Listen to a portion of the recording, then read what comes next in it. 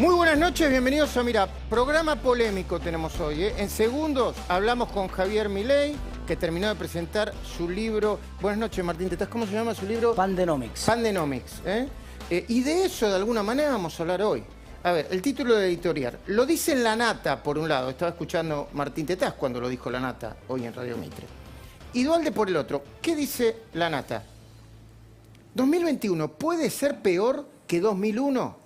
La peor crisis de la historia reciente de la Argentina. ¿Y qué dice Duhalde? ¿Puede haber un golpe de Estado? Dice Duhalde. Yo cuando escucho tanto ruido, tanta locura, siento que nos están queriendo volver locos más allá de la locura de la pandemia. Pero Martín, mientras esperamos a Javier Milei, hay una mirada económica sobre esto. Yo después me voy a sumar a la mirada política de la editorial. Hay dos problemas graves, Pero la pregunta es, 2021, el año que viene, ¿puede ser peor que, o puede empezar peor? Es un escenario que tiene una probabilidad que no es para nada mínima, porque hay una razón hay dos razones, digamos. En primer lugar, la economía va a quedar, cuando esto pase, si es que pasa en algún momento, va a quedar un escalón más abajo de lo que estaba en febrero de este año. O sea, va a quedar, no vamos a volver a esta esperanza de, bueno, va a pasar todo, esto fue una tormenta, pasa un feriado largo, no. Esto vamos a quedar con un escalón con probablemente entre 50.000 y 100.000 empresas rotas, muchas pymes, muchos comercios, entre 50.000 y 100.000 destrozados completamente, con un escalón de pobreza bastante más arriba. El dato que se va a conocer arriba ahora... de 50. No, el dato que se va a conocer ahora va a ser 40%. Vamos a ver qué pasa después, más adelante. Con entre 15% de desempleo va a ser el próximo dato, pero si se complican las cosas en el próximo trimestre podría llegar a 20 hacia fin de año. Entonces el panorama va a ser... ¿Cuántos empleos se perdieron? Se perdió, mirá, el dato que tenemos es el de la ciudad de Buenos Aires. En la ciudad de Buenos Aires se perdieron el 10% de la población de la ciudad de Buenos Aires perdió el empleo. O sea, vos tenías ¿Salió del sistema por la pandemia o perdió directamente el empleo? Perdió la ocupación. Vos tenías el 50% de la ciudad de Buenos Aires ocupada, trabajando o bien en relación de dependencia, o algunos eran cuentapropistas, por supuesto, y ahora tenés 40% de la población ocupada. O sea, hay 10% de la población de Buenos Aires que perdió su ocupación. Si no saltó el desempleo en la ciudad de Buenos Aires a un nivel de 28 o 29%, fue porque mucha de esa gente se retiró del mercado laboral también. Es decir, viendo, por ejemplo, yo soy un mozo, me quedé sin trabajo, que no voy a ir a buscar trabajo a ningún restaurante porque están todos cerrados, entonces no estoy buscando. De ahí que cuando vuelva la actividad, va a volver primero la gente a buscar, y ahí eso va a hacer saltar el desempleo antes de que esa gente consiga. Que esa gente consiga. Entonces, ese es un problema. Arriba de ese problema, el gobierno tiene un déficit fiscal que está en 180.000 millones de dólares en estos momentos, de pesos, perdón, 180.000 millones de pesos en este momento por Ahí mes. creo que estaba la voz de Javier Milei. No, 190.000 millones de pesos, aprovecho para saludarlo. Javier Milei, ahora vamos a hablar de tu libro que parece que está impactando fuertemente, pero nos acompañás, ¿no?, en este primer análisis y las preguntas están formuladas. Sí, claramente, Luis. Buenas noches a vos, Luis, a Martín y a todo tu maravilloso equipo. Sí, tal cual. Como te estaba diciendo, son 180.000 millones de pesos de déficit mensual que tiene que estar emitiendo el Banco Central porque no tiene ningún tipo de financiamiento del gobierno. Entonces, esa emisión, ineluctablemente, en algún momento... Mirá, si el Banco Central la absorbe en la calle, se le va la tasa de interés, frena la actividad económica y profundiza la recesión. O se va el dólar. Si queda en la calle, se va el dólar. Claro, si queda en la calle, se va el dólar y después al resto de los precios de la economía. Por eso el gobierno, esto que pasó con las telco, con todas las empresas de cable, de celulares, etcétera, es parte de la estrategia del gobierno por congelar la mayor cantidad de precios de la economía que pueda. Porque se da cuenta el gobierno que si no congela todos los precios de la economía y manipula todos los precios que pueda, eventualmente empieza a tener problemas con el excedente de precios y le empieza a ir a la inflación. Pero entonces fue una decisión política económica. No tengas ninguna duda. El declarar actividad esencial a las telco. A ver, Javier, ahí le sacaron... ¿Te puedo pedir un favor, Javier? Acércate un poquitito más a la cámara, así... no, quédate ahí, a ver, quédate ahí, bien. Está en un primer plano la tupida cabellera. Adelante, venís escuchando, ¿no? Lo que dice Martín. A ver, yo lo que creo, digamos, hay dos dimensiones del problema. Hay una dimensión con el que tiene que ver con la inflación y donde los números de inflación, cuando uno los mira bien, estamos en verdaderos problemas. Primero porque el 40% del índice está reflejando precios de hace 5 meses. ¿Sí? ¿Por qué? Porque la economía está en cuarentenada. Cuando yo tomo la otra parte del índice, hay una parte que tiene que ver con las tarifas que están pisadas, hay otra parte que son precios que están controlados y hay un tercio del índice que responde a los alimentos y bebidas. Esos alimentos y bebidas en realidad se guían por el dólar y hay una, digamos, y la brecha está en torno al 90%. ¿Qué quiere decir esto? Que hay una inflación reprimida del 30%. Si yo lo computo eso con la inflación del primer semestre de 14%, me da más de 45%. Anualizado estoy arriba del 120%. Punto 1. Pero Punto pará, dos, Javier, a ver, Javier, eso no es lo que dicen. Está bien, vos decís que es la inflación. Vos decís, es la inflación real más allá de lo que me está diciendo el INDEC. ¿Eso es lo que decís vos? Sí, exactamente, porque es la inflación que está reprimida, implícita en tener la brecha cambiaria que tengo. Eso es por un lado. Por otro lado, Dios, comparto con Martín el hecho de que el gobierno quiera pisar las tarifas por un lado. Sin embargo, en ese caso, digamos, el componente tiene mucho más de político que de económico. Y voy a explicar por qué. A ver. Porque básicamente, no solo es que implica, digamos, tratar de implementar un control de precios sobre la cuestión de las comunicaciones, donde ya sabemos que cada vez que se aplican los controles de precios se produce deterioro de la calidad, se produce una peor cantidad, digamos, todos los registros, digamos, de controlar precios siempre son peores. Pero hay un agravante adicional. Si el gobierno va a estar controlando las tarifas, lo que va a hacer es frenarle los ingresos a esas compañías y va a dejar que los costos corran, cosa como la que hizo durante los primeros 12 años el kirchnerismo, generando un desequilibrio de 15-1. Y de esa manera lo que va a hacer es dejar una situación muy delicada financieramente sobre la empresa que quiere atacar. Entonces, para mí, digamos, no es solamente una cuestión de inflación. Ese es el rótulo. Digamos, la parte linda que quiere mostrar es el acceso para todos, pero en la realidad tiene que ver con tratar de destruir a una empresa para callarlos. ¿Compartís, Martín? Sí, lo más grave es que a la empresa que va a destruir es a las 1000 pymes y cooperativas del interior del país que proveen el servicio en los pueblos donde no llegan los grandes proveedores. Bueno, yo te iba a decir eso. Yo ya hablé con uno de ellos. Si alguien piensa que esto va a golpear a los grandes proveedores, puede golpearlo, lo puede golpear, pero son grupos diversificados que tienen una unidad de negocios vinculada a esta intervención, el resto no necesariamente. Entonces, el impacto fuerte es para las pymes que no pueden resistir y que realmente no están en condiciones de tener una tarifa regulada por el Estado de esa manera, ¿no? Yo te iba a decir, hablé esta mañana en la radio con el representante de cooperativas de Telco. Claro.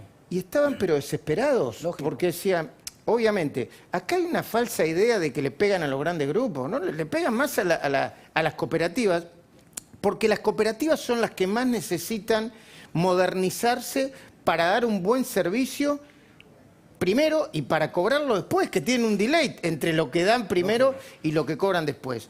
Y Javier, hablando de eso, para detenernos un poco en eso porque me importa, obviamente, si vos le preguntás a la mayoría de la gente si quiere tener internet falsamente, gratis o muy barata y a una velocidad de la luz, te va a decir que sí, ¿no, Javier? Lógicamente. No, bueno, claro, digamos, sí. Yo también, digamos, quisiera tener un auto de super alta gama que van a 350 kilómetros por hora, pero después no lo puedo pagar. Y lo que hay que entender es que nada es gratis. Digamos, en la economía no es nada gratis. Si alguien lo tiene que pagar.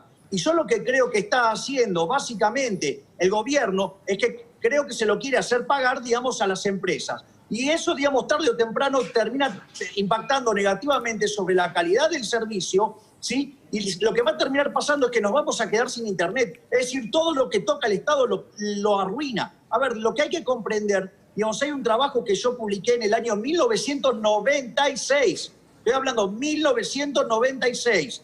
Digamos, junto a otros colegas y estábamos coordinados por ese fantástico economista que fue William James Bomolka, 2 veces candidato a Premio Nobel de Economía. Lo que nosotros hemos demostrado que ese mercado es disputable. ¿Qué quiere decir eso? Que aún teniendo un solo jugador en el mercado, vos podés alcanzar lo que se llama un equilibrio óptimo de Pareto. ¿Esto qué quiere decir? Para un poquito. Primero, quiero ir un poquitito más atrás y ahora volvemos a lo que decís. Pero vos decís que nos podemos quedar sin internet de verdad, Javier, o es una manera de decir. No, no. Lo que vamos a tener es un paulatino deterioro del servicio de Internet, claramente. Y entonces, de esa manera, cuando empieza a deteriorarse, obviamente, ¿qué va a hacer el Estado? Va a ir y va a decir, no, miren qué mala la calidad del servicio. Entonces, ¿qué va a avanzar? En la estatización. Y cuando estatice, digamos, o sea, vamos a tener Internet a la cubana o a la china o a la venezolana, súper lenta, sí, que solamente vamos a ver los contenidos que quiere, digamos, este régimen comunista que quieren instalar. Wow. Bueno, ahora volvamos a la idea que no te dejé terminar. Esa idea que planteaste en 1996 con el libro junto con un grupo. Dale. Sí, básicamente el trabajo que nosotros hicimos en 1996 junto a Edgardo Celson, Carlos Galperín, y digamos con la coordinación de este gran economista que fue William Shakespeare Moll, fue demostrar que la industria telefónica, sí, y todo lo que está relacionado con ella, es un mercado disputable. ¿Qué quiere decir? Que vos podrías alcanzar un equilibrio óptimo, es decir, un equilibrio similar al competitivo, aún teniendo una única empresa. ¿Esto qué quiere decir? Que ni siquiera haría falta de regulación para tener el mejor servicio. Lo que sucede es que como todo el tiempo está el Estado interviniendo, eso es lo que genera los ruidos y eso es lo que hace que la calidad del servicio no sea la que tiene que ser. Digamos, ¿por qué? Porque está todo el tiempo el gobierno metiéndose en el medio. Si Argentina no tiene todavía una mejor, digamos, calidad en esta tecnología, es porque se metió el Estado en el medio, es porque lo regula. De hecho, te voy a dar un ejemplo. Mirá, cuando se hizo la privatización de las telecomunicaciones, es muy interesante porque básicamente uno de los objetivos que había era digitalizar la red. Entonces separaron digamos, el servicio de telefonía en el norte y en el sur y competían por algo que se llama competencia por comparación. Cuando vos mirás esa situación, Argentina fue el segundo país del mundo en alcanzar la digitalización. O sea, donde el primero que lo había alcanzado fue Chile, y Argentina, digamos, había digitalizado toda su red cuando Estados Unidos solamente tenía el 60%. ¿La red telefónica posta o la red de internet? La red telefónica.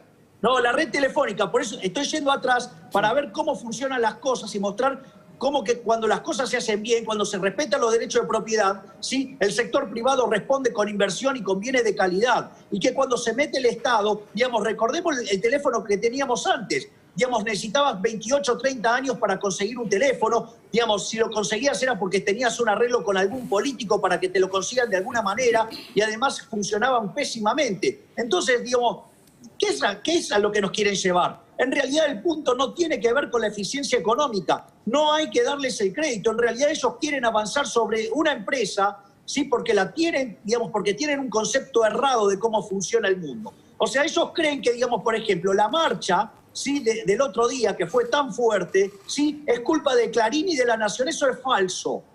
Porque, ¿me entendés? Vos podés poner el programa que se te dé la gana, pero las personas tienen algo que se llama control remoto y pueden cambiar de canal. Pero estos tipos tienen una cabeza tan cuadrada, digo, estoy tratando de ser lo más suave posible, Está bien. que en definitiva, ¿me entendés? Creen que, digamos, le pueden controlar la mente de los seres humanos. Entonces, digamos, también ahora nos quieren controlar la Internet. ¿Para qué? Para que no veamos cómo es el resto del mundo, para que nos contentemos con el relato. Es decir, lo mismo, digamos, esto ya pasó en Venezuela, Luis, no es que no pasó. Digo, cada una de las cosas que propone este gobierno ya las hizo Venezuela. ¿Y cómo terminó Venezuela con esto? Bueno, Venezuela, de ser un país que tenía $1 millón per cápita debajo del suelo, ¿sí?, básicamente hay venezolanos que se fueron del país, los que quedaron perdieron 10 kilos de peso, ya no tienen soberanía, si vos querés, en materia de combustible, porque se quedaron sin combustible. El PBI cayó 70% en los últimos 6 años,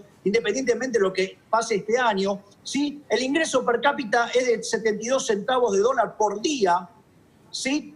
Tienen 96% de pobres y 80% de indigentes. ¿Ese es el modelo al que nos quieren llevar? Claro, pero ¿sabés lo que pasa? Les va muy bien a los políticos. La hija de Chávez tiene 6.000 millones de dólares y nunca en su vida se trabajó. Es decir, mirá si no es un modelo aspiracional. Digamos, a la hija de la presidenta, ¿cuánto le encontraron? Digamos, en una caja de seguridad. Casi 5 millones de dólares. Sí. Mirá si, digamos, es aspiracional, digamos, para, digamos, los muchachos K. Lo quiero incorporar a Federico Andajás y obviamente, Martín, sigamos charlando. En un ratito más lo llamamos a Hernán Lombardi. Hay un componente político acá Bueno, también. ese es el punto. Hay un componente político y un engaño discursivo. Porque lo primero que dijo el presidente, Alberto Fernández, es el modelo no es Venezuela. El modelo es Escandinavia, son los países nórdicos. Donde Dijo efectivamente Finlandia y Finlandia Noruega. y Noruega, exactamente. Podría incluir a Suecia porque también son estatales. Perdón, te interrumpa, que supongo que tiene un servicio que algunas empresas dan servicios allá donde muchas otras empresas no llegan, ¿no? Sí, bueno. Subsidiadas por el Estado. Sí. Y en muchos casos estatales. Pero la gran diferencia, mira, yo te decía, yo estaba en Venezuela cuando se intervino RTV, se cerró ese canal, y las discusiones eran estas, ¿no? Decían, bueno, vamos a estatizar, pero con el modelo escandinavo, ¿no? Bueno, el modelo escandinavo está funcionando en Venezuela como funciona a la latinoamericana. Ahora, y después, el presidente de ninguno de los países escandinavos dijo, lo extrañamos a Chávez. El que dijo lo extrañamos a Chávez es exactamente Alberto Fernández. Ahora, entonces, no, sencillamente, quiero decir que la gestión de las empresas en los países escandinavos son completamente apolíticas. Se manejan como si fuesen empresas privadas donde no hay funcionarios políticos puestos a dedo como lo hay acá en las empresas estatales, estatizadas. Capitalismo socialdemócrata, ¿no? Democrático. Absolutamente. Entonces, ojo, porque el modelo no es Escandinavia. Sí. El modelo es Venezuela. No sé si estás de acuerdo, Javier, con esta... Yo estoy totalmente de acuerdo con lo que estás diciendo, Federico. Es de una precisión milimétrica, porque justamente cuando iniciaron esto en Venezuela, decían el modelo es los países escandinavos, y terminó en este desastre. Es decir, es más, yo quiero que levantemos un tema del otro día en la marcha, que decía un venezolano, cuando uno decía íbamos a hacer Cuba, en Venezuela decía, no, nosotros no podemos llegar a ser Cuba. Bueno, y van camino a eso. Argentina, digamos, dice, no vamos a ser Venezuela, estamos camino a eso. Y quiero mencionar otra cosa fundamental que acaba de decir Federico y que es muy importante. Ese conference call que tuvo Alberto Fernández con Lula es tremendo. Es de las peores cosas que ha dicho el presidente desde que está en el gobierno, o sea, y eso que ha dicho cosas bastante malas a lo largo de su gestión. El que tuvo hace unos cuantos meses. Sí, pero esto es una aberración lo que dijo. Y voy a explicar por qué. Porque él dijo que lo extraña a Chávez, dijo que lo extraña a Lugo, dijo que lo extraña a Correa, dijo que lo extraña a Lula, que extraña a Dilma, que extraña a Michelle Bachelet, que extraña a Lagos, que extraña al Pepe Mujica, que extraña a Evo Morales, que extraña, digamos, a Tabaré. Esto es muy interesante porque todas las personas que él dice extrañar fueron parte del Foro de San Pablo. Y el Foro de San Pablo, el objetivo principal, cuando se creó en 1990, ¿sí? Luego de la caída de la Unión Soviética, era establecer la Unión Soviética Latinoamericana. Y consta de un plan de 3 partes, donde la primera parte es absolutamente cultural, y básicamente lo económico es cómo hacerse de recursos para poder dar esa batalla.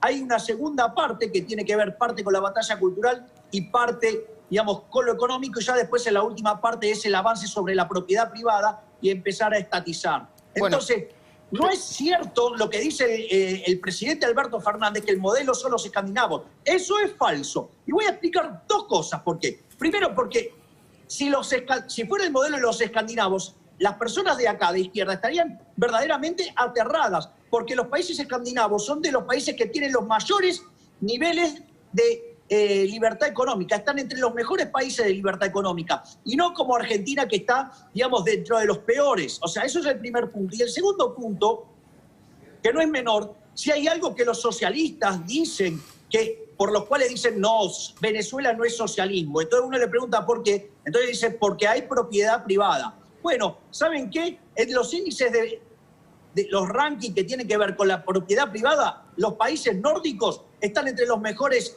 lugares. Por lo tanto, digamos, el presidente lo que tendría que tratar es de ir al capitalismo, no al socialismo. ¿Sí? Pero ¿qué pasa? Además, ¿sí? el presidente dio una conferencia de 17 minutos sobre el capitalismo y cometió por lo menos 2 errores garrafales, donde no tiene ni la más pálida idea de lo que es el capitalismo. Y la versión que habló del capitalismo es la versión berreta de los economistas de cuarta que lo rodean, ¿sí? Que está lleno de chicanas, pero son absolutamente inconsistentes. Ahora, vamos digo, me gusta tu vehemencia, pero tranquilicémonos porque tenemos tiempo. A ver, yo quiero volver al contexto político. Hoy, Dualde lo planteó ayer, yo después voy a hablar de esto, ¿no? Para mí el golpe de Estado no tiene espacio en la República Argentina. Para mí tampoco. No tiene espacio, no hay no existen las condiciones. Al contrario, hay una sociedad que está muy movilizada a pesar de la pandemia, muy movilizada. No se van con un golpe de Estado ni loco. No. Lo que dice Dualde, yo me voy a tener un poquitito acá, no voy a hacer una editorial largo, pero me quiero detener acá. Lo que está planteando Dualde es, para mí, a ver, ¿qué debo decir de Dualde? Bueno, yo lo reivindiqué a Dualde porque parte de su presidencia le permitió a Kirchner gobernar más cómodo y llevarse los laureles que yo creo que eran de un trabajo sucio, entre comillas, con la economía que hizo Dualde. Ahora, el Dualde de los últimos años es un Dualde un poco, yo diría, polémico, controvertido, caótico. Voy a dar un solo ejemplo. Se constituyó y él se fue a ofrecer como abogado de Carsoglio, el juez que aparentemente estuvo con Moyano, con Pablo Moyano y Hugo Moyano, tratando de arreglar sus cosas. Y le fue a golpear la puerta una jueza diciendo, soy el expresidente de Dualde, quiero hablar con usted. Esas cosas, a usted le va a parecer un detalle. No, es un detalle, no se hace. El mismo Dualde a veces hace una ensalada. Dice, las Fuerzas Armadas tienen buena imagen. Es cierto que en las encuestas de Poliarquía y otras están teniendo buena imagen, pero no por las razones que cree Dualde. Es porque se pusieron a ayudar en la pandemia. Y están siendo vistos como un sector solidario y con empatía con la población. No tiene nada que ver con las Fuerzas Armadas de la dictadura, la más sangrienta de la historia. No tiene nada que ver. Así que ahí hay una confusión. Yo te pregunto, Ahora, Luis. espera. Ahora después está el 2001. Y Dualde diciendo, yo sé que 2001... bueno, obviamente que diciembre de 2001 fue una crisis tremenda.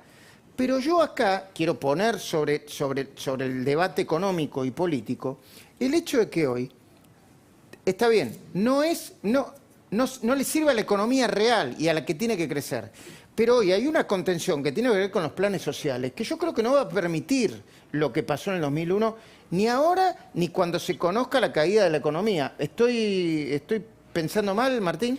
No, yo coincido que hay una red de contención social que en el 2001 no estaba. Eso es verdad, eso es cierto.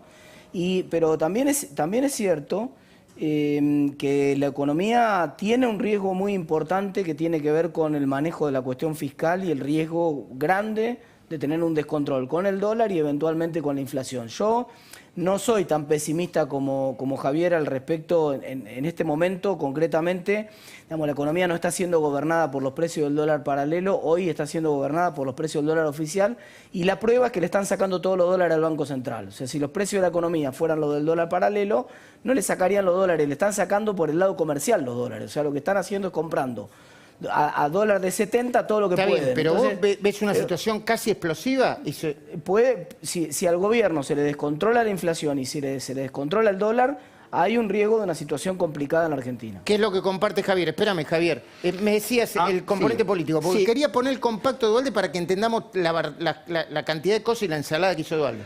Hay que prestarle atención a Dualde, pese a todo. A ver, cuando él habla de este posible golpe Me militar... parece un poco que te doy, cuando lo pongo a Dualde y Sí, bajar dale, A ver, genial. ¿qué fue lo que, entre las 17.000 cosas que dijo Dualde, este es un compacto muy bien armado? Es ridículo que suena que piense que va a haber elecciones. Es ridículo. ¿Cómo que piense que va a haber elecciones? No va a haber elecciones. ¿Cómo no va a haber elecciones? ¿Y por qué va a haber elecciones? Porque el año que viene hay elecciones. ¿Hay elecciones? Sí. Hay paso y Tenemos intermedio. un récord que ahí primero nosotros. La gente no lo sabe o no lo lee o no se olvida. Hemos, entre el 30 y el 83, 14 dictaduras militares. 14. Sí. Presidentes militares. Quien ignore hoy que el militarismo se está poniendo nuevamente de pie en América porque no conoce lo que está pasando. Para. O no sabemos que Brasil es un gobierno democrático, cívico-militar, sabemos lo que es Venezuela, sabemos lo que es Bolivia, sabemos que Chile, no sabemos quién, porque son las redes y los movimientos han puesto de espalda al gobierno y queda nada más que como factor de poder los carabineros como antes y el ejército, en todas partes. Entonces, no va a haber elecciones, porque no se puede seguir así, es una barbaridad. ¿Para qué haya elecciones? tiene que ser unas elecciones consensuadas, tenemos que borrar todas estas cosas que no sirven para nada, que van por el camino opuesto de los consensos y de los acuerdos. Pero Usted está haciendo una metáfora, No, que no va a haber elecciones. Una convicción. ¿Pero cómo no va a haber elecciones, doctor? ¿Se cae el sistema? No se puede caer. ¿Vos te crees que no se puede caer? ¿Cuántas veces se cayó? 14 veces estoy diciendo. ¿Pero usted ve riesgo de que se interrumpa el sistema? Pero por supuesto. ¿Pero por qué no va a haber elecciones? No hay elecciones porque Argentina es la campeona de las dictaduras militares. 14 en 53. ¿Pero usted dice que Alberto Fernández va a tener un golpe? Pero por supuesto. ¿Que Alberto Fernández va a tener un golpe? No, ¿dónde va a ser? Pero ¿cómo se, digamos, pues no hay clase militar que lo haga? No hay. ¿Pero usted siente que la ciudadanía... No, sé que la ciudadanía, no sé lo que piensan otros encuestadores, pero Bernstein dice que la más de las instituciones más ponderadas son las Fuerzas Armadas. ¿Usted dice que Alberto Fernández No va a sé qué sufrir un pensás vos. golpe? ¿Cómo? ¿Que Alberto Fernández va a sufrir un golpe? Yo no digo, no es Alberto Fernández, no personalice. Bueno, pero es el presidente. Argentina corre ese riesgo porque la verdad que esto es un desastre tan grande que no puede llegar a pasar nada bueno. A ver, estamos con el Milei, ya lo vamos a sumar en Lombardi en un ratito. ¿Qué decís, Fede? Mirá. ¿Vos decís que Dualde tiene que hay que escucharlo? Claro que hay que escucharlo, por supuesto, porque está diciendo, va dando varios ejemplos. Venezuela, dice Chile, pero ¿quién salió a contestarle? Bernie. Bernie, ¿qué dijo? Las Fuerzas Armadas no son las de los 70. Pero No es cierto estará- eso. Bueno, pero no estará pensando Dualde en ese sector del ejército nacionalista que en su momento fue cara pintada, que es el que sostiene la dictadura venezolana. Es el ejército el que sostiene la... Entonces, a mí no me queda claro de que esté hablando, digamos, de un sector contrario al peronismo. Al contrario, me parece que ese golpe de Estado puede estar comandado, a lo que se refiere Dualde, no es que yo lo piense, por sectores nacionalistas cercanos a Bernie, como fue Milani. Milani era... Porque ¿qué necesita el peronismo? De tener un consenso en las Fuerzas Armadas, como lo tuvo con Perón, como lo tiene Chávez y como lo tuvo... A ver, ahora vamos a volver a la parte política-económica, pero yo también quería aclarar, porque viste cómo son las redes sociales. Salieron a decir en un momento que la Nata apoyaba la parte de Dualde en la que hablaba del golpe de Dualde. Y yo creo que lo diferenció bien. A ver, estaba ahí Martín Tetaz, pero escuchemos un poco lo que dijo Jorge Lanata hoy a la mañana y el contexto que le puso, así lo compartimos, dale. ¿Saben qué? Yo coincido con lo que Dualde dijo. Yo vengo diciendo esto hace tiempo, ustedes lo han escuchado en reuniones privadas, pero bueno, ya que alguien lo dice en público, hago excepción del tema de los golpes. Yo en eso no estoy de acuerdo, pero no porque por algún motivo de preconcepto de nada, creo que se equivoca. Vos decís que Pero se va a poner sí, heavy. Yo estoy diciendo, bueno, Martín, nos venimos hablando entre nosotros hace 3 meses. Yo creo que va a ser difícil para Alberto gobernar la Argentina en las circunstancias económicas y sociales que se vienen. Bueno, y acá metemos de nuevo lo económico, ¿no? Va a ser difícil para Alberto Fernández gobernar el país con las circunstancias sociales y económicas que vienen para el año que viene. Pero espérenme un segundito. ¿Por qué esto? Y esto no es en defensa de la Nata, es para ponerle contexto. Porque esto lo venía diciendo la Nata desde hace tiempo. De hecho, cuando lo dijo por primera vez, yo me sorprendí porque fue en el primer programa de la temporada de La Cornisa de este año, en La Nación Más, cuando hicimos el mano a mano, que yo tanto le agradezco. Mirá. Y ni hablemos de la economía, ¿no? Tampoco, porque te puede ir más o menos bien. Te puede ir más o menos bien desde el punto de vista sanitario, pero se viene una recesión. Olvídate de economía, pero aparte, vos viste que esta semana se conocieron las cifras de febrero, o sea, de antes del coronavirus, y antes del coronavirus la economía ya estaba mal. O sea que, digo esto para evitar que después digan fue todo culpa del coronavirus. Ya venía mal. Pero olvídate, con esto va a ser un espanto, va a ser un desastre. Compartí, Javier. A ver, yo quiero ir por dos cosas. Una, yo creo que lo que planteó Dualde en términos de golpe de Estado es un disparate, porque cualquiera que sepa cómo están las fuerzas militares y que en una hipótesis de conflicto no tiene al país para resistir más de 8 horas, claramente, digamos, pensar un golpe de Estado, digamos, no tiene sentido. Primer punto. Segundo punto, en lo económico, digamos, Argentina va camino a un desastre. Yo ahí tengo mis diferencias con Martín, porque básicamente la crisis del 2001-2002 se debió básicamente a un apretón monetario, porque Argentina tenía un tipo de cambio fijo, se produjo una corrida cambiaria, eso generó una fuerte contracción de la cantidad de dinero, se contrajo la demanda agregada, sí, y como había inflexibilidad de precios a la baja, digamos, explotó el desempleo. Pará, Sí, fue Javier, esos pará. Explotó la convertibilidad, pero hablame lo que quiera, pero cuando me metés demanda agregada, qué sé yo, me tengo que ir a tengo que ir a la universidad de nuevo. Explícamelo como un cuentito. No. A ver, digamos, Argentina tuvo una fuerte contracción monetaria y como consecuencia de esa fuerte contracción monetaria se produjo un desempleo enorme, ¿ok? Y eso después derivó en la crisis del 2002. Pero ¿qué pasa? Durante toda la década del 90 Argentina había invertido mucho. La situación de hoy es muy distinta. ¿Por qué? Primero porque hay un descontrol de emisión monetaria, ¿sí? Digamos, de hecho, a fines del 2000 había deflación y hoy hay una inflación enorme, ¿sí? ¿Por qué? Porque acá se emite a lo loco. No solo eso, sino que además, desde el año 2002 en adelante, en Argentina se ha invertido muy poco. Argentina se comió el capital. Entonces, Argentina no tiene muchas chances de salir mucho mejor hacia adelante. Y además, el tema de la contención social. Vamos, Argentina va camino a un déficit fiscal primario de 8 puntos, 10 puntos del PBI. Es todo financiado con papelitos. Si vos con papelitos, imprimiendo papelitos, se pudiera arreglar el problema, digamos, del hambre, bueno, entonces le regalo una fotocopiadora a cada familia y que imprima papelitos. Y eso no es así. Es decir, en realidad todo lo que se está generando es una megabomba que tarde o temprano, cuando estalle, va a ser un estallido social impresionante. ¿Y vos la ves estallando el año que viene?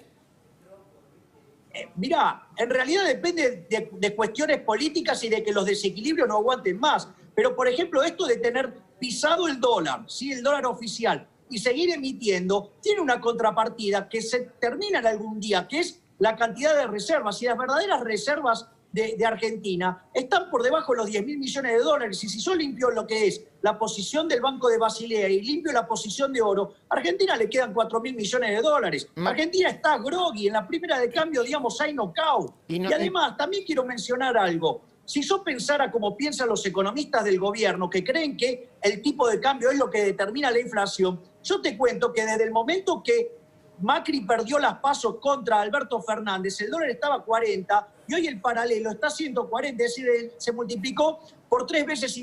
Quiere decir que la inflación subyacente que tiene esta economía abajo es de 250%. Ahora, digamos, es un desastre. Cuando esto estalle, vas a ver los niveles de pobreza en torno al 75% y eso va a generar una crisis social colosal que yo creo que ni el peronismo la puede controlar.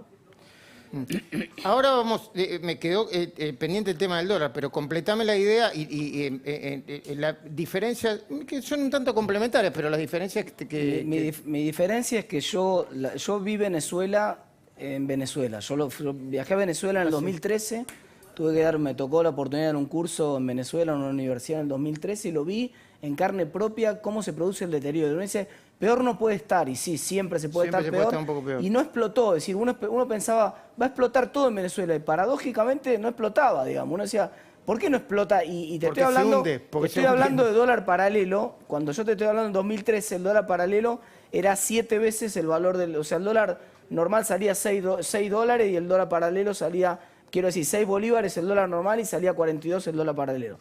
Entonces, se puede deteriorar mucho más la situación.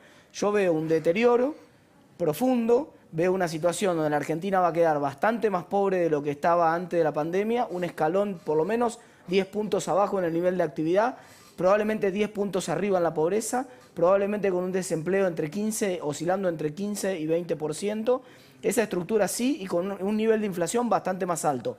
No veo el escenario ni de una hiperinflación que es más cercano al que ve Javier, ni de una explosión a nivel de 2002 y de que vuele todo por el aire. Tengo que hacer un cierre de segundos para este bloque.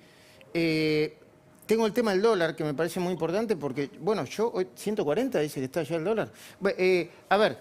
Superville tenemos, ¿no? ¿Sí? Superville. Human es entender que las empresas no son todas iguales. Banking es tener soluciones pensadas a la medida de cada una. En una era de mucho banking, nosotros te seguimos ofreciendo mucho más de Human. Bienvenidos al Human Banking de Superviel. Y atención que Hugo Machiavelli tiene información muy novedosa vinculada a Pablo Moyano y Hugo Moyano también, ¿no, Hugo? Dentro de un ratito. Por supuesto, claro. Pero ese Pablo Hugo Moyano. Es la causa de Independiente. Ok. ¿Y hay algún ruido también de una... Volvieron a atacar a empresas con camiones y bloqueos? Hay ataques del sindicato de camioneros en distintas zonas del país, pero atención que hay una buena noticia en Santa Fe, ya después te lo cuento. Bueno, dale. Dólar, Martín. Mira, hay muchos pesos en la economía. Hay dólares también, pero no los tiene el gobierno a los dólares.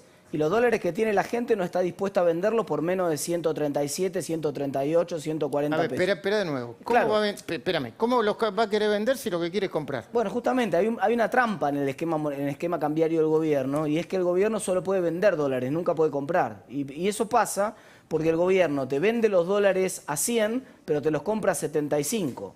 Entonces, digamos, no hay ninguna razón por la cual A ver, alguien no le va a entiendo. vender. ¿Cómo te los compras? Claro, si vos querés vender tus dólares, vamos a suponer que vos sos una familia de clase media que ahorra en dólares, pero este mes, por la pandemia, no tenés ingresos, decís, no, voy a liquidar algunos de los dólares que tengo para poder vivir, como hicieron muchísimos argentinos.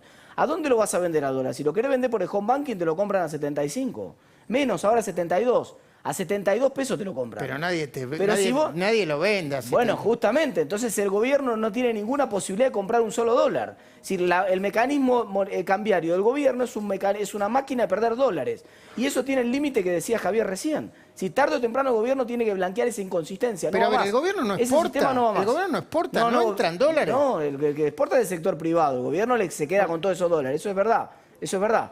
Eso es verdad, pero... A ver, cuando un exportador exporta por 100 dólares, ¿con cuántos dólares se queda el Estado? Con los 100. Eso es verdad, pero cada vez hay menos saldo de la cuenta corriente a favor del gobierno. Entonces, la cuenta corriente tiene un saldo positivo muy chiquito en los primeros 6 meses del año, la mitad del que tuvo en los primeros 6 meses del año pasado, y tiene cerrada la cuenta de viajes. Cuando abran un poquito la cuenta de viajes, vuelva al turismo internacional, le llenan la cara de dedos al Banco Central. O sea, no tiene ninguna posibilidad. El esquema, como está el esquema cambiario del gobierno, no tiene ninguna posibilidad de comprar dólares el Banco Central en la cuenta, lo que llama la cuenta capital del balance de pago. No puede comprar un solo dólar y es una máquina de venderlos. Así no sirve. Es imposible que siga este sistema. Javier Milei, dólar. ¿El dólar cómo está ahora? Bien. Bueno, quiero hacer una aclaración respecto del caso de Venezuela. A diferencia nuestra, ¿sí? Venezuela tiene PDVSA, que le entraba todos los dólares y eran todos dólares del gobierno y que los manejaba el gobierno. Y claramente, digamos, sí, pudo sostener, digamos, durante un tiempo sin que le estalle, digamos, igual hoy es un desastre Venezuela, ¿no? Digo, con un ingreso per cápita de 72 centavos de dólar por día, ¿no? Pero se comió a PDVSA. Hoy, digamos, tiene desabastecimiento energético, digo, por el tema que mencionó, digamos, Martín. Y el dólar, de vuelta, no es que el dólar sube, claro, es que el peso pierde valor. El peso pierde valor básicamente por 3 causas. La primera es porque hay una explosión de oferta monetaria que tiene que ver con la financiación del déficit fiscal. Por otra parte, digamos, la demanda de dinero se derrumba. Ahí lo mencionó muy bien Martín. Argentina durante, por ejemplo, el primer semestre generó superávit comercial de 8.000 millones de dólares y el Banco Central a la postre terminó perdiendo 1.500 millones de dólares. Es decir, no hay demanda de dinero. La demanda de dinero se viene derrumbando. La gente desprecia el peso. Y lo bien que hace, porque el peso es la moneda que emite el político argentino, por ende no puede valer nada, ¿sí? Digamos, es más, con los políticos que tenemos hoy en el poder, muchísimo menos debería valer que nada. O sea, es un bien despreciable. Javier, y a eso, y a vos te... Luis, sí, por favor. Perdón. Sí. Y además le tenés que sumar la caída en el nivel de actividad económica. Todas esas situaciones es que te dicen que los precios van a volar, digamos, es decir, que el peso no va a valer nada. Y el dólar, como es un activo financiero, es el que va a picar primero. Y lo estás viendo, la gente, digamos, fíjate que en industria salió el dato de alimentos en la parte del IPI de Ferreres, cayó fuertemente, 15%, es decir, que ya la gente no le alcanza para comer, pero igual se trata de comprar dólares en esta economía. ¿Por qué? Porque, digamos, sabe la gente lo que se viene. Esto no puede terminar bien, se está quedando sin reservas el Banco Central y no paran de emitir. Esto termina mal. Cuando se produzca un chisporrotazo político, la hiper es un dato. No te me vayas, Javier, por favor. Lo voy a saludar a Hernán Lombardi, Hernán Lombardi, buenas noches, ¿cómo va? ¿Qué tal? Buenas noches, ¿cómo estás, Luis? Muy bien. Bueno, yo quería introducir este concepto porque hoy estuvimos hablando apasionadamente de economía y de política, y es el chisporroteo. Lo que dijo Alberto Fernández sobre esa conversación que tuvo, creo que hace como 5 meses. ¿Cuál fue el textual que le adjudica Alberto Fernández a Macri? Dijo que con la pandemia no fue mejor que con Macri. Sí, eso. Primero dijo, con la pandemia no fue mejor que con Macri, pero después que Macri le había dicho que mueran los que tengan que morir. Primero, esa mirada. Y después el tema de la palabra presidencial, la devaluación de la palabra presidencial, el cruce entre presidentes. Yo entiendo que las conversaciones entre presidentes deben ser, naturalmente, entiendo yo, confidenciales, o debe haber un acuerdo para que sea, pero es lo que entiendo yo. Pero un segundito, por favor. Martín me dice, tenemos que retomarle el concepto de Javier Milei diciendo, la gente está comprando cada vez menos alimentos y cada vez más dólares. Ahora lo retomamos. Pero Hernán, Lombardi, el planteo está, las preguntas están planteadas. Mira, yo creo que acá hay dos cuestiones. Está la agenda de la gente que la expresó el 17 de agosto, hace apenas una semana en la calle, y que fue masivo, que fue multitudinario, que fue por todo el país, que fue de abajo hacia arriba, que tenía una serie de reclamos y que se esperaba que el gobierno escuchara. El gobierno debería haber escuchado ese reclamo a la gente. ¿Cuál fue la respuesta? El jueves, el agregado de ese inciso insólito, el inciso E del artículo 72 de la reforma judicial que agrega Parrilli, que obviamente agrede la libertad de expresión y agrede la independencia judicial. El viernes con el DNU, no solo sobre el congelamiento de tarifas, sino declarar a Internet y a la telefonía y los servicios de cable como servicios públicos, con lo cual altera las reglas de juego del mercado más dinámico que existe en el mundo y en Argentina, altera las reglas de juego por un DNU. La Unión Europea le llevó 2 años y medio discutir una regulación. Y el domingo, estas declaraciones del presidente de la Nación. Las 3 cosas están en sentido opuesto a lo que pasaba el 17 de agosto. Con respecto al tema concreto de la palabra del presidente Fernández, yo creo que siempre son elementos distractivos. El kirchnerismo siempre hace esto. Es muy raro, ¿no? Se levantó, vino un relámpago que lo iluminó, le hizo recordar, equivocadamente, si querés, fallutamente, una charla de hace 5 meses. Y de repente se iluminó y tuvo que salir a expresar esa charla. ¿Vos te das cuenta del poco valor que tiene la palabra del presidente en ese caso? Esa actuación es una actuación mala porque nosotros, pese a todo, seguimos, como decías vos recién, tenemos que custodiar la investidura presidencial. Pero son las estrategias, no sé, del bar de la esquina. Y encima uno lee que celebraban que lo habían subido a Mauricio Macri al ring. La Argentina ya tiene muchas tensiones. Es totalmente artificial lo que están haciendo. Es artificial introducir tensión política con el expresidente de la Nación, con una declaración a todas luces falsa. La reunión existió, yo personalmente lo dije, mira, que no sé si lo dije en tu programa, lo he dicho los últimos 5 meses, por lo menos 10 veces. En un reportaje de La Nación, el domingo antes que hablara el presidente, hubo una conversación donde el presidente Macri le pidió equilibrio en el manejo de las variables. Ahora, la enormidad de lo que dijo el presidente de la Nación, insisto, te hace recordar a las charlas de café, a te mojo la oreja. No es serio, ¿no? Nosotros tenemos que ayudar a restablecer serenidad en la Argentina para lo que viene, que es terrible. Y yo no tuve oportunidad de preguntarte, Hernán, sobre el tema de Alberto Fernández diciendo que la verdad que me cuesta repetir los conceptos, porque me parecen tan... me da tanta tristeza. No fue mejor con el coronavirus que con Macri. Independientemente de Macri, ¿no? Me da tristeza eso, ¿no? Me da tristeza por el nivel de debate político.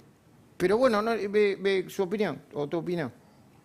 Bueno, me parece, Luis, que el gobierno pierde toda serenidad. Yo siempre sostuve, te lo he dicho muchas veces, que para mí estamos moviéndonos con la agenda de la vicepresidenta de la Nación, una agenda que atrasa además. Es la agenda de la justicia y la agenda de agredir a los periodistas y la libertad de expresión, que son sus problemas. Ahora, el presidente va tras esa agenda. Yo siempre dije, lógico, va tras su jefa política. Eso es así. Yo entiendo que hay gente que piensa que hay que diferenciar uno del otro. A mí no me pasó. Yo nací en el 60. A mí, cuando tenía 13 años y secuestraban y mataban gente de los Falcon Verde, y los montoneros y la juventud peronista decían, no es Perón, es López Rega, es el entorno. La verdad que había un único proyecto político. Entonces, el peronismo tiene esa facultad de desdoblarse, esa posibilidad de desdoblarse y ocupar todo el escenario, que es mala. Está el presidente que tiene que dedicarse a gobernar y no como estos rasgos que está pasando tantos en los populismos. Los populismos sin plata se vuelven autoritarios. Okay. Entonces, cuando el populismo sin plata se vuelve autoritario, genera enemigos imaginarios. Lo quiere subir a Rina Mauricio, ¿entendés? Con una artificialidad pocas veces vista. Ahora, no hay que engancharse en eso. Hernán Lombardi, ayer Duhalde dijo, casi aseguró que no iba a haber elecciones el año que viene. Siguen analizando dirigentes con categorías analíticas del pasado. Las categorías nuevas son la gente movilizada, desde la 125, Nisman, ciudadanos conscientes y responsables que salen a la calle, como pasó también desde Vicentín, la marcha del Si Se Puede, el otro día la reforma judicial. Es decir, ciudadanos movilizados que salen a la calle, son categorías nuevas. ¿Cuáles son las categorías del pasado? La categoría del pasado es, hay una crisis política, entonces aparecen los militares y dan un golpe. Eso no está más en Argentina, ya desde el 83 los argentinos dijimos nunca más a eso. Pero se analizan con categorías del pasado. Otra categoría del pasado es cuando te dicen, va a aparecer por fin una sustantiva masa del peronismo que le va a poner límites a Cristina. La verdad que existe un peronismo distinto que representa a Miguel Pichetto, pero cuando me quieren inventar que existen, no sé, los gobernadores, qué sé yo, y están todos alineados atrás del proyecto de Cristina. Son categorías analíticas del pasado. Hoy el peronismo está mayoritariamente atrás de Cristina Fernández. ¿Pero hay posibilidad que no haya elecciones, Lombardi? Es un disparate. Va a haber elecciones, te voy a decir dos cosas. Va a haber elecciones y no es el momento de hablar de temas electorales porque la gente está con miedo. Hay que salir de la estrategia del miedo. Cualquier economista, y tenés economistas que respeto mucho como Cretaz, como Martín Tetaz, y Martín, digamos, si el miedo te paraliza, no es solamente el miedo al coronavirus o el miedo a una enfermedad o el miedo a no poder acompañar en el último adiós a tu familiar o a un nacimiento. También es el miedo a la economía, el miedo a consumir. Claro. La gente, el día del niño, aunque tuviera 200 pesitos para comprar un autito al chico, no se los compró porque tiene temor de no tenerlos en 4 meses. Entiendo. Porque tiene temor al trabajo, tiene temor a que la economía se funda del todo. Entonces, el gobierno tiene que salir drásticamente de la estrategia del miedo y es una estrategia de una gestión responsable de la crisis. Claro. El miedo no funciona mal. Martín, perdón, lo dice el presidente cuando dice ni siquiera la cuarentena está funcionando. Martín, recuperemos el concepto que te llamó tanto la atención. La gente está comprando tiene que ver con esto que dice más dólares que alimentos. Claro, tiene que ver con esto que dice Lombardi. El dato que dijo Javier recién es una bomba, porque lo que está diciendo Javier, que efectivamente, después de que él lo dijo, lo pensé, porque hoy apareció el dato, ayer en realidad, del INDEC de ventas de supermercados que cayó 1,5%. Y encima el dato de Julio de Ferreres que está comentando ahora Javier, que cae también la producción de alimentos. O sea, la gente está comprando menos alimentos y al mismo tiempo está comprando más dólares. Y eso es efectivamente parte del temor que estaba mencionando ¿cómo es, Lombardi? Javier, que la gente compra, un poco lo dice Martín, pero ¿por qué compra más dólares que alimentos? Y digo, ¿es una metáfora o es real? No, es un dato real, digamos. Nosotros estamos hablando sobre datos fácticos. A ver, ¿cuál es el punto? El punto es que vos te querés desprender del peso. Puede ser que vos ya hayas hecho tu stock de alimento para cuidarte de la crisis, ¿sí? Entonces ya no podés cubrirte en alimentos que en el fondo, digamos, ya son perecederos. Entonces, digamos, ¿cuál es tu salvoconducto? ¿Cómo te protegés? Bueno, por ejemplo, comprando ladrillos, por eso tenés alguna recuperación en el índice Construya, y por otro lado, como comprando dólares. Por eso, digamos, vos lo que estás viendo es cómo los argentinos sí están viendo cómo el peso se derrite como barras de hielo en el desierto del Sahara. Y entonces, digamos, o sea, buscan refugio en el dólar. Espérame un segundito, por favor. Esto tiene que ver con la economía también, ¿eh? Es un sindicalismo muy agresivo, con delitos por los que tiene que responder y que afecta a la economía porque afecta a las empresas, casi como en ningún lugar de Latinoamérica como lo hace. Pero contame las novedades en el caso de la causa independiente con Pablo Moyano. Dale, Hugo Machiavelli. Claro, la novedad es que la unidad de investigaciones complejas que dirige el fiscal Sebastián Escalera le pide al fiscal general Carlos Bacchini que finalmente llame indagatoria a Pablo Moyano. Es decir, le pide que ratifique ese pedido que no obedeció Pablo Moyano a través de un recurso presentado por su defensa, el abogado Germanos, en donde dijo no declaro porque hay un problema de enfermedad, pero además no corresponde a la indagatoria. Bueno, la unidad de investigaciones complejas le pide a la justicia que ratifique esa medida para que se inicie el camino al juicio oral en la causa independiente. Bueno, una breve pausa y le pedimos a Hernán Lombardi y a Javier Milei que hagan un cierre, ¿sí? Número 1 de mayor duración. 30 segundos a cada uno, Hernán Lombardi, en 30 segundos. Si lo tuviera Alberto Fernández enfrente, ¿qué le pediría, qué le diría? Faltan 6 meses por lo menos para una vacuna, que tiene que cambiar drásticamente 180 grados su posición, que no inyecte elementos artificiales de tensión, que retire la reforma judicial, que no invente enemigos ni peleas imaginarias, ni recuerde conversaciones ficticias, Muy bien. Y que genere confianza en el futuro de la economía, que decretos como el DNU, que vaya a la agenda de la gente y salga de la agenda de Cristina Fernández. Gracias, Hernán Lombardi. En 30 segundos, ¿de qué va tu nuevo libro que sé que anda muy bien? En Pandenomics, Javier. Bueno, en Pandenomics básicamente lo que hago es un análisis económico de la pandemia en 3 partes. Uno, explico la lógica matemática de una epidemia y demuestro por qué los infectólogos, la infectocracia argentina son una manga de chantas que del método científico solamente utilizaron el título. Por otra parte, hago un análisis económico y después hago la aplicación de, por ejemplo, lo que tiene que ver, lo que fue el coronavirus. Y ahí, por ejemplo, hago un análisis también político de lo que tiene que ver con el uso político del miedo, el uso político de la peste y por qué, digamos, el caso argentino constituye un delito de lesa humanidad el modelo de cuarentena adoptado. Gracias a ambos. Cuando volvamos nos juntamos, hacemos el pase con José del Río, que tiene un programa, ya me estuvo diciendo acá, nos vino a visitar en los pasillos. Dale.